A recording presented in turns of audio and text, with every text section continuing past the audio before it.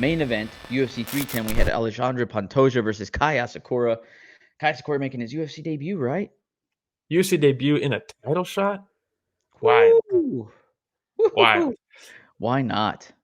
Yeah, and I think both of us picked Pantoja in this one, and it wasn't that I thought that Kai couldn't win this fight. It's just getting a title shot in your UFC debuts are already hard. You know what I mean? Uh, Having it be a title shot, having it be the main event of the end of the year card, it's a lot. There's a lot of outside things on top of just the fight itself. The fight itself is Yep. already hard because it's Pantoja. So I was just like, you know what? I don't feel comfortable picking Kai Asakura, even though I think he's UFC caliber. It's just a lot to ask. 100%. And Pantoja is reaching another level lately, you know? Oh, absolutely, man. Something that's been very impressive with Pantoja for a while is just his ability to just grind fights out, his ability to Mhm. take somebody's back rather easily. At least he makes it look easy. He's the best back taker in MMA probably since Maya, right? He's so Oh, good at yeah. it. Yeah, and the thing is that he doesn't put himself in a dangerous position ever. He's methodical about it. He's slow Mhm. about it, right? He hooks a left leg in. He kind of puts you up against the cage, throws a couple little punches, but he's working his way back there slowly. And I'm sure that Asakura going into this knew, okay, this is what he's going to try to do.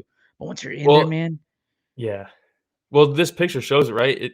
He pretty much immediately got backed up against the fence. yep, Uh, and as soon as Pantoja entered, he jumps for this flying knee, which he was a little late on it because the knee kind of landed chest, and he it was basically Pantoja was reaching in, the knee came up, and it was mostly like face to thigh rather than like the knee. So it's like he overshot it just a little bit. yep. Pantoja crowded him just enough. But I'm sure that was part of the game plan. If I get my back up against the fence, he's going to try to clinch me, just jump at him with his knee, which is crazy. But it's So funny, like close. yeah, so close. And you say Pantoja's like slow and methodical about taking the back, but then sometimes he's not at all because Yeah. ultimately, I mean, you give him a split second to take that back, and he's on it. You know, Yep. Yep. um, He identifies it really quickly when there is an opportunity, right? And that, by yeah. the way, that jumping knee, right in the middle of Islam Makhachev, breaking up his cutie orange, and he What? shares it with where you haven't seen that video? No. No, he's sitting cage side, and he's like peeling his cutie. You know what I mean? He's going through.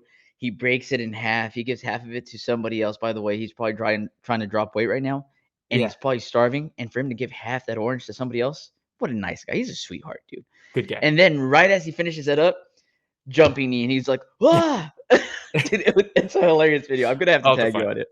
I'm Yeah, I'll gonna, find yeah, it. I'll tag you on it. It's good. Yeah, but Pantoja walks him down. Cracks him with the left hand to set up the takedown. I don't think he knew how well it landed because it spins the head around of Asakura. And he's in on the takedown. Um, there's another big shot. Hey, shout out Genevieve. But Genevieve Asakura coleslaw. was doing a great job of entering, but not a very good job of exiting.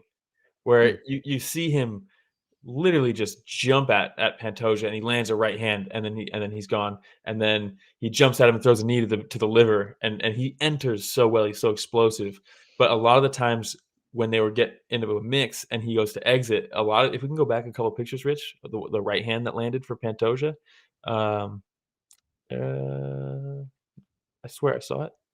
Um, Not that one. After this one, That there it one. is. You see Asakura like framing and pushing away, and he was doing that Yes. a decent amount where he would try to push away and try to escape, and Pantoja's just going over the top of his hands and cracking them. Another thing that I don't know if it was something that they picked up on in camp in preparation, Pantoja's team, or if it was something that just started working. Um, a lot of the times they were in closed stance, right? And I couldn't find any pictures of this, but Pantoja would throw something and Kai would, instead of circling or moving straight back, he would actually switch stances as a retreat, right? So he'd Mm. bring his lead leg backwards to end up in the Yeah. opposite stance so that he could maybe throw a check hook or whatever, which is his rear hand will then become his lead so he can pivot on it, right? Yeah. But Trying to find that perfect distance, not too far away where you could still strike if needed.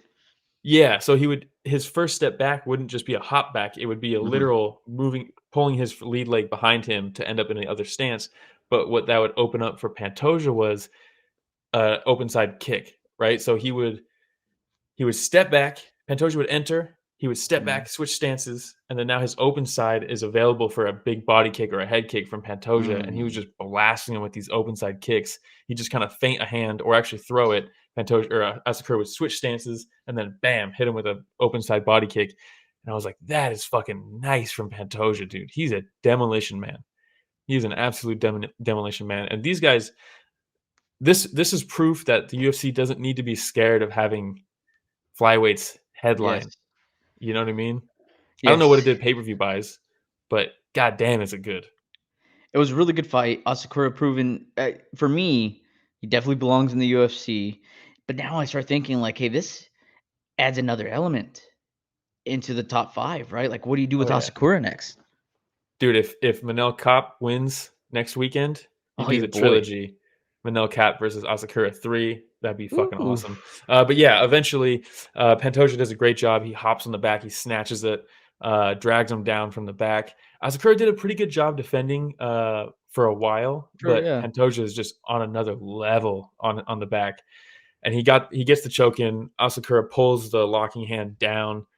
Pantoja switches the grips. It chokes him out. It seemed like half a second, and he would have been out. It looked like he went out for a second and then kind of sat up when they let go. But yeah, just fucking so good, Shout so out good, Pantoja. Ganskow saying, "Yo, what do you do with Pantoja now?" I got a couple theories. Do you want me to let me go first? Yes, yes, yes. Go. Okay, Pantoja. He's beaten everybody, right? He's beaten Brandon Moreno multiple times. He's beaten all these guys multiple times. Uh, Kai Kara France is, I think, deserving of a title shot. I think you do that Okay. next. Um, he called out Demetrius Johnson. That's not going to happen. Yeah, Um, not gonna happen. not going to happen. Even if Mighty Mouse wanted to come back, there's no way in hell one is going to let him come back and fight in the UFC when he's still under contract with them. It's just not going to happen. Yeah, and he already came out, Uh, recorded his own video, right, saying, "Hey, there's no yeah, way you're gonna get my ass out of there, yeah, that's or not out of here true, and but go fight." And he yeah, also had mentioned something about being offered $2 million to fight. He turned that down as well. He's yeah, happy. He's set. he's good. Yeah, for someone who talked to him the day he retired, he's not coming back. You know, Take it from uh, us. We're buddies. yeah. His dad was telling us the whole time, like, you just gotta know when. You gotta know when to be done. And we're like, is Mighty Mouse gonna retire Yeah, tonight? yeah, And then he did. But I think you do Kai Kara France, and then if we go one more picture, Rich, we got Dana White with Sakakibara himself, Mm, cage side, and they're like, yeah, I'd like to do more stuff with Ryzen fighters. wow. It's time. It is Yes. time to bring back the Gooch. Kyoji Horiguchi needs to come back. He's got wins over Asakura. That's the guy. That is the Okay. guy. You do Kai Kara France and you do Kyoji. If Pantoja gets through Kai Kara France, you do because Kai Kara France knocked out Urseg, right, with that big shot. That's a title shot. Um, he gets through Asakura, give him Kai Kara France. After that, if Pantoja beats him there, you bring over Kyoji. Kyoji comes over. That's a fantastic fight. They By the way, train Dana together. must have been over the moon, huh? Bringing somebody in from another organization. They get, submitted in the second round. You Yeah. have Pantoja himself that says like he's good, but UFC is another level, He's you like, know? this guy comes from Japan. He thinks he's gonna take my belt. This is my. I'm Yeah. like, dude, Pantoja is so sick, dude. Yeah. But him and Kyoji Horiguchi train together. They're sparring partners, and apparently they joke about fighting each other all the time. And Kyoji's like, I want that fight, and he was like, I want to come to the UFC, but they don't want me. He tried to come over, and because Sakakibara is fine with their guys coming over to the UFC. Yeah. They did it with Yuzri. They did it with Kaya Sakura. They're for sure they're talking about doing it with Seika Izawa, which I think would be amazing to start the atomweight division. I think she's the best in the world at atomweight. I am so happy to see, as a OG Pride fan, I'm so happy to see this relationship with Sakakibara rekindled, and there's just so much cool shit they can do. Interesting. Interesting. So 2025 might be a phenomenal fun year with some of these matches that they can put together. Hey everybody, Romero and Will here. Thank you so much for watching that short clip. It's just a small clip of what we covered this last Sunday. Yeah, if you want to check out the full fight card recap, the link is in the description, and it's going to be on screen at the end here.